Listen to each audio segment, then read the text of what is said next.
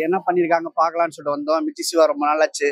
So ஒரு good attempt எப்படி இருக்கு பார்க்கலான்னு சொல்லி வந்தோம். சுமோ அப்படின்னா அவன் தெரியும், ஜப்பானில் உள்ள டஷிரோன்னு ஒரு ரெஸ்லர் இருக்காரு. ஸோ ரிட்டையர்ட் ஆகிட்டார் அவர். ஸோ அவரோட லைஃப்பை கொஞ்சம் பேஸ் பண்ணி எடுத்திருக்காங்க.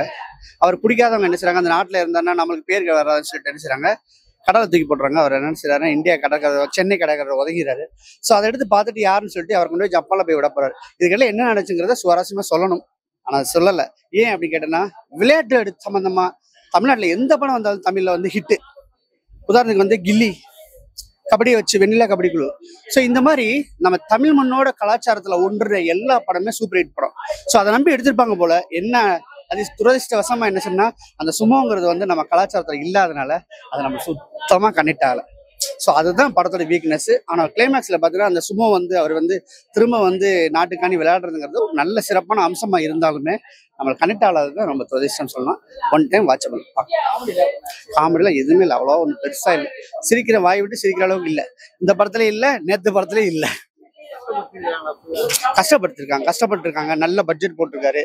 எல்லாமே நல்லா பண்ணியிருக்காங்க.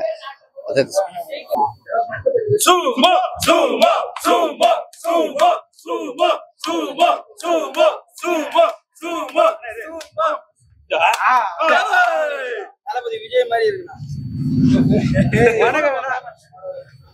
இப்போ சுமோ அந்த படம் தான் பார்த்துட்டு வரேன். படம் நல்லா அருமையா இருக்கு. நிறைய இடத்துல காமெடி நல்லா ஒர்க் அவுட் ஆயிருக்கு. இந்த படத்தின் இயக்குனர் திரு ஓசிமின் அவர்களுக்கு என் மனமார்ந்த வாழ்த்துக்கள். படத்தின் தயாரிப்பாளர் திரு ஐசரி கணேஷ் ஐயா அவர்களுக்கும் என் மனமார்ந்த வாழ்த்துக்கள். இந்த படத்துல மிர்ச்சி சிவா அவர்கள் நடிச்சிருக்காங்க, பிரியானந்த் நடிச்சிருக்காங்க, விடிவி கணேஷ், சதீஷ், இப்படி பலரும் நடிச்சிருக்காங்க. முக்கியமாக அதிமுக முன்னாள் அமைச்சர் திரு ஜெயக்குமார் அவர்கள் நடிச்சிருக்காங்க.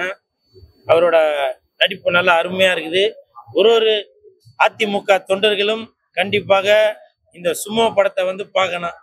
ஏன்னா அதுல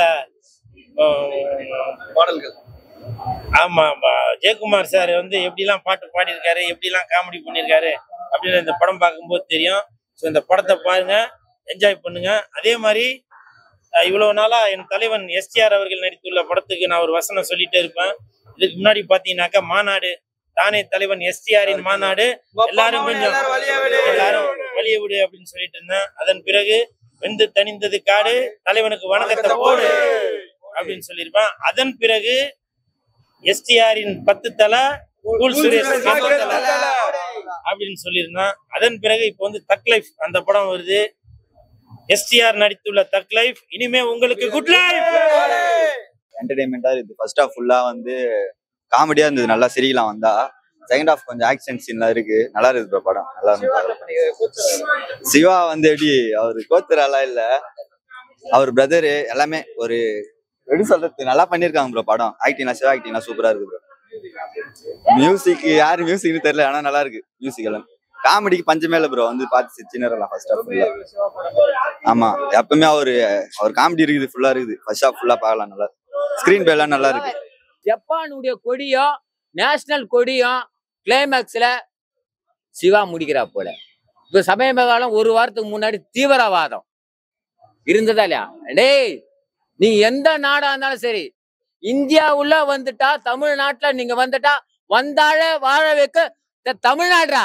அதெல்லாம் நேஷனல் கொடியோ ஜப்பான் கொடியோ சிவா முடிச்சுக்கிறா போல இந்த படத்துல. நல்லா நோட் பண்ணி பாருங்க. அதுதான் எனக்கு பிடிச்சது.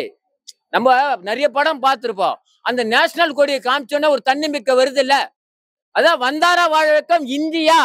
ஒரு ஜப்பானுக்காரன் ஒரு கடல்ல இருந்து வீச்சு கரையோரம் ஒதுங்குறா போற திமிங்கலம் மாதிரி. அதை நம்மளுக்கு தமிழ்நாட்டு மனிதன் எடுத்து பார்த்து அந்த மொழியை என்னன்னு தெரியாது, லாங்குவேஜ் தெரியாது, யாருன்னு தெரியாது. அது தன் சொந்த ஊருக்கே இட்டுன்னு போயிட்டு ஸ்போர்ட்ஸ்ல ஈடுபாடு பண்ணி அந்த ஊருக்கு பெருமை தேடி தரா போல நம்ம தமிழ்நாட்டு மனிதன். அவன் தான் சிவா. நான் சொல்றது புரியுங்களா? அவன் தான் சிவா. சிவா, நீ ஜெயிச்சிட்ட. நீ படத்துல ஜெயிக்கிறியோ இல்லையோ, ஒரு நாட்டுடைய கண்ட்ரிய நம்ம தமிழ்நாடு இதுவ சேர்த்து வச்சுக்கிற. ஓகே.